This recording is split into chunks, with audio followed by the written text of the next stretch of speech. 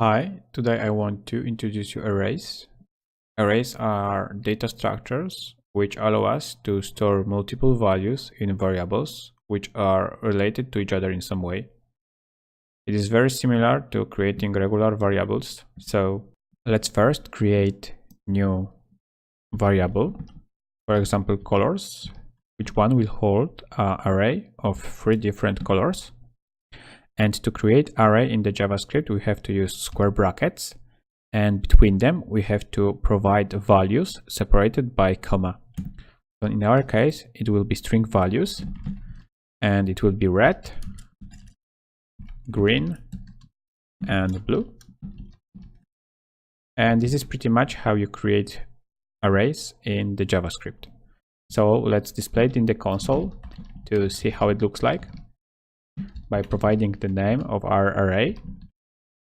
Save it, refresh, and as you can see, here's our array with 3 different string values, and over here you can see length of our array. In arrays we can also hold numbers and even objects. I will try to explain objects in the next videos, but for now let's create a new variable which one will hold an array of numbers. So let's create a variable called numbers. Let's use square brackets and provide some values. For example, 8, 20, 99, 2, and let's say 54. And let's display it in the console. Just like before, we are providing name of our array. Save, refresh, and as you can see now our array has 5 elements, and the console is saying that the length of our array is 5. If we expand our arrays in the console, we can see that every value in array has index.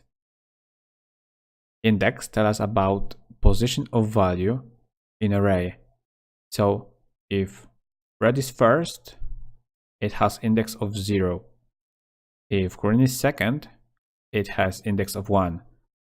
And this is very important because values are indexed from 0, like this, and not from 1. So keep it in mind.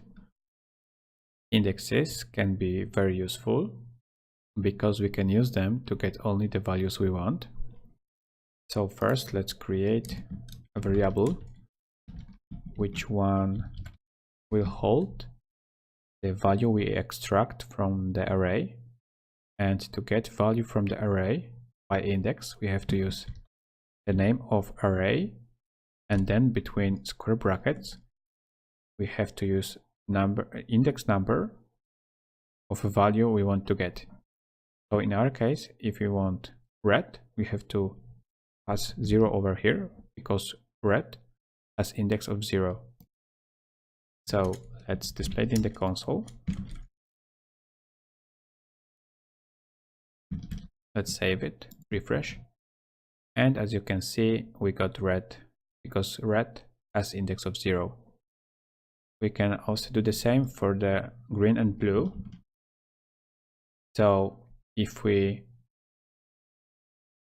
want to get green, we have to use index of 1.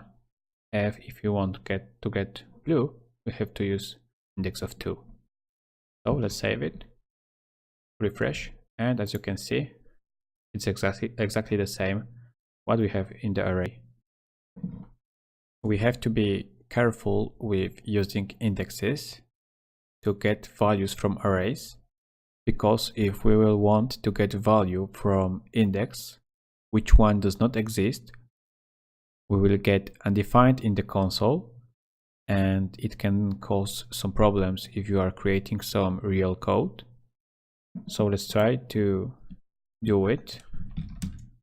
So let's create variable fourth color, and let's try to get value with index of 3 in our array. As you can see, we don't have any value with index of free in our array. So let's display it in the console and let's see what happens. Let's refresh, and as you can see, we got undefined over here. We can also change values in arrays using same technique we used to extract values from array. So to do it, we have to use the name of our array. In our case, it will be colors. We have to use square brackets, and between square brackets, we have to provide the index of value we want to change. So if we want to change blue to something else, we have to pass 2 because it is index of blue. Next, we are using assignment operator, and after this we are providing new value, for example white. Now let's display our array in the console again, and let's comment out this code. Okay, so save, refresh, and as you can see, this is our array before the change, and this is our array after the change. And as you can see, blue has been changed to white. Since array is kind of object, we can use properties and methods on it. One very common property is length, which we already saw in the console, and it allows us to check length of the array. So let's first create a variable which one will hold the length of our colors array. And now to get length of our array, we have to use the name of it. Then we have to use the dot notation, and after this we have to use the name of the property, which is length. And let's display this value in the console. Let's save, refresh, and as you can see, the length of our array is 3, which is the same over here. So now let's use method to add new element to the array. To do it, we have to do exactly the same we did with the property. So first we have to use the name of our array. We have to use dot notation, and after this we provide name of the method we want to use.